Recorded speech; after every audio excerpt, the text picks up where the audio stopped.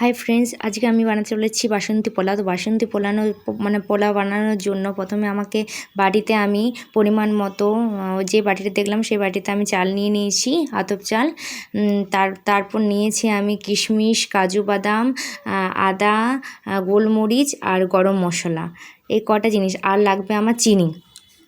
এই কটা জিনিস আমি নিয়েছি, এগুলোই আমার লাগবে। আর তারপর দিয়েছি আমি এখানে, দেখো চালটা ভালো করে ধুয়ে এনেছি। ধুয়ে এনে পরে ভালো করে একটু শুকাতে হবে, চালটা ঝুরঝুরে করতে হবে। তো তারপর আমি দিয়ে দিলাম এই ঘিটা গলিয়ে দিয়ে দিলাম ভালো করে।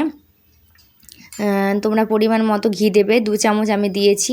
তারপর দেখো দিয়ে দিয়েছি ওই গরম মশলাটা আমি বেটে নিয়েছিলাম, গরম মশলাটা দিয়ে দিলাম। গরম মশলাটা বেটে নিতে হবে, তোমরা শুকনো থাকলে শুকনোও নিতে পারো। তারপর দিলাম দেখো আমি আদা বাটা পরিমাণ মতো, বেশি না। আর দিয়েছি কিছুটা গোলমরিচ গুঁড়ো। তারপর দিলাম পরিমাণ মতো হলুদ, যাতে বেশি হলুদ না হয়ে যায় সেই জন্য। তারপর দিলাম আমি 2 চামচ তোমাদের লবণ, 2 চামচই নিয়ে দিয়েছি, তোমরা পরিমাণ মতো করে দিয়ে দেবে। তারপর দেখো আমি ভালো করে সবটা মিক্স করে নিলাম।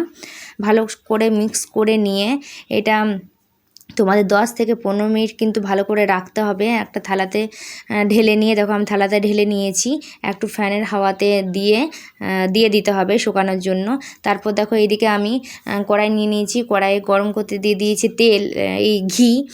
তেলও দিতে পারো, সাদা তেলও দিতে পারো। আমি দিয়েছি ঘি, 2 চামচ মতো ঘি দিয়েছি। আর তারপর সেই কাজু বাদাম আর কিশমিশগুলো এবার আমি ভেজে নেব, একটু ভেজে নিতে হবে।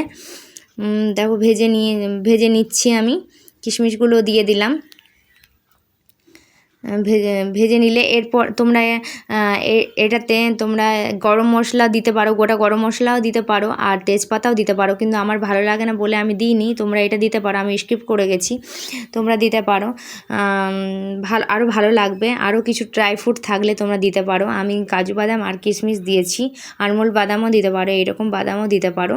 তো দেখো তারপর আমি দিয়ে দিচ্ছি এই যে চালটা দিয়েছিলাম, 15 মিনিট রেখেছিলাম। তো ভালো করে জল ঝরিয়ে, কিন্তু ভালো করে জল ঝরিয়ে নিতে হবে, এটা মিক্স করে 15 মিনিট রাখতে হবে। দেখো আমি রেখে পরে তারপর আমি এখন ভাজবো বলে ভাতটাকেও মানে চালটাকেও ভাজতে হবে, সেই জন্য দেখো এটাও দিয়ে দিলাম চালটা। তারপর একসাথে সবগুলো ভেজে নেব ভালো করে। চালটা ভালো করে ভাজলে তবে মানে জিনিসটা ভালো হবে, পোলাওটা ভালো হবে। দেখো ভালো করে কিন্তু ভেজে নিতে হবে, একটু ঝুরঝুরে টাইপ করে।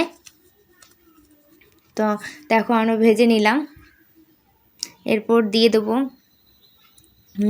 এইদিকে আমি কিন্তু এই যে চালটাতে দেওয়ার জন্য গরম জল করতে কিন্তু আমি বসিয়ে দিয়েছি। এইটাতে কিন্তু পোলাও করতে গেলে প্রথমেই কিন্তু গরম জল দিতে হবে তোমাদের।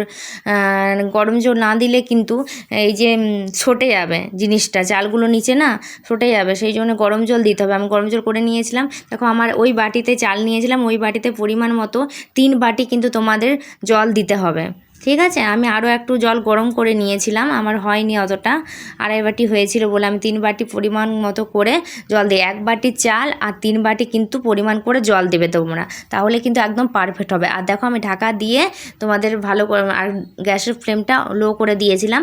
আর দেখো তোমরা দেখতে পাচ্ছ কী রকমভাবে হয়েছে, বেশি হয়নি যে হয়ে গেছে, ঝুরঝুরে টাইপের আছে।